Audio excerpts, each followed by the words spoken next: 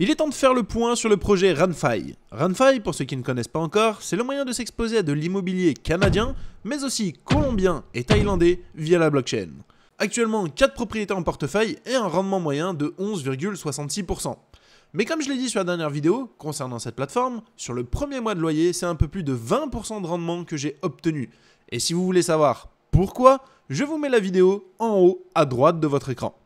Après avoir fait un petit tour sur leur groupe Telegram, je vois que la question qui revient le plus est de savoir quand il y aura de nouveaux biens immobiliers sur la plateforme pour agrandir le montant collecté lors des rendements.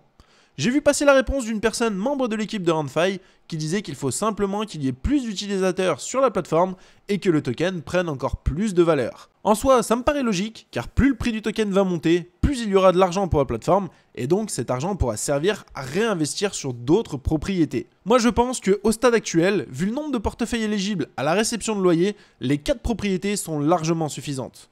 Cependant, au vu de la hausse du nombre de holders en si peu de temps, il est possible que dans l'année, il y ait au moins une autre propriété en plus des 4 déjà présentes, mais ce n'est que mon avis, et pour cela, il faudrait aussi que l'augmentation de holders continue et que le prix du token augmente encore.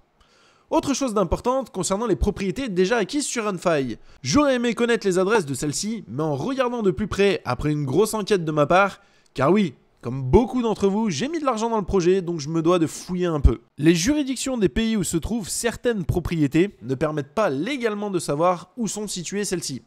De ce que j'ai compris, la loi interdit toute divulgation d'informations concernant les propriétés mises en location dans le cadre présent, et du coup, je pense que RunFi préfère ne donner aucune adresse pour éviter plein de questions. Après, en soi, les adresses, c'est pas le plus grave, je trouve.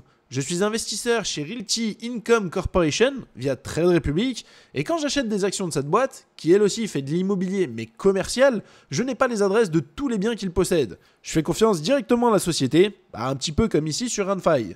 Mais assez discuté et allons voir un peu du côté des graphiques pour voir ce qu'il s'est passé. Ici j'ai mis le graphique en journalier si on peut voir. On part déjà depuis le début du mois dernier. On voit qu'il y a eu pas mal de bougies vertes. Bon là ça latéralise un petit peu. Ici si je dis pas de bêtises 12, 11, 10 il y a eu les loyers qui sont tombés le 5. Forcément on a vu la mèche rouge qui est arrivée. Derrière des personnes ont racheté donc plutôt pas mal. Hop là ça revend un petit peu. En même temps le token a fait une bonne plus-value donc je pense que pas mal de personnes ont essayé de revendre un peu des plus-values qu'ils avaient. Si on regarde là on est reparti un peu sur des bougies vertes, on va dire qu'on est un petit peu en période de latéralisation. Le cours actuel au moment où je tourne cette vidéo est de 0,03621. Si on regarde un petit peu sur les transactions, il y a eu une transaction d'ailleurs il y a 7 heures, il y a 9 heures, il y a 10 heures. Bon en gros là 6,40 USD, 3,25, 9,54. Voilà, c'est des petites transactions. Je ne sais pas si c'est des portefeuilles qui ont déjà des tokens ou pas, j'ai pas regardé là-dessus, là je suis en train de regarder du coup en même temps que vous le graphique directement. Il faut savoir que pour être éligible à la réception des loyers, il faut posséder donc des tokens déjà depuis 15 jours avant réception des loyers, sachant que les loyers sont le 5 mars, peut-être que là il y a des personnes qui ne veulent plus acheter parce qu'en fait ça sert plus à grand chose. Enfin quand je dis que ça sert plus à grand chose, ça servira pour les loyers de mai, mais pour les loyers du mois d'avril, donc qui vont tomber le 5 avril, les personnes qui achètent des tokens actuellement ne seront pas éligibles. Après il faut détenir aussi 1000 tokens RUN sur son portefeuille. Donc ici, quand on regarde 175, 88, 258, ce n'est pas assez. Par contre ici, bon là on voit d'ailleurs la personne a revendu, mais si c'était un achat de 1980 tokens, ce serait passé. 891, 991, pas éligible, pas éligible. Ici c'est éligible. 1133, 1395. Vous voyez, là c'est des portefeuilles qui ont acheté à mon avis pour être éligibles à la distribution de loyer. Bon, malheureusement ils ont acheté il y a un jour, donc ils ne seront pas éligibles, comme je vous l'ai dit, au loyer du mois de avril. Mais pour le mois de mai, ça devrait le faire. Bien sûr, il faut que les portefeuilles, eux, continuent de détenir les jetons. Si on regarde un petit peu du coup du côté des holders, 277 holders, la dernière vidéo que j'ai fait on était un petit peu moins de 200, donc je trouve que c'est pas mal, on a pris quasiment une centaine de holders sur le projet en plus. Je trouve que c'est plutôt bien, ça monte quand même assez vite. Si on regarde et qu'on essaye d'augmenter un petit peu, bon bah là à mon avis c'est la plateforme, 35, 25, 11,5%, donc ici on voit le nombre de jetons, jusqu'à 5, jusqu'à 2 millions, là pour moi ce ne sont que des adresses justement portefeuille qui font partie donc de la team directement de RunFi, ou alors même des tokens qui sont loqués directement sur la plateforme. Si on regarde ensuite en numéro 9, nous avons une personne qui a acheté 724 000 tokens. Celle-là, elle doit se gaver quand même niveau des loyers.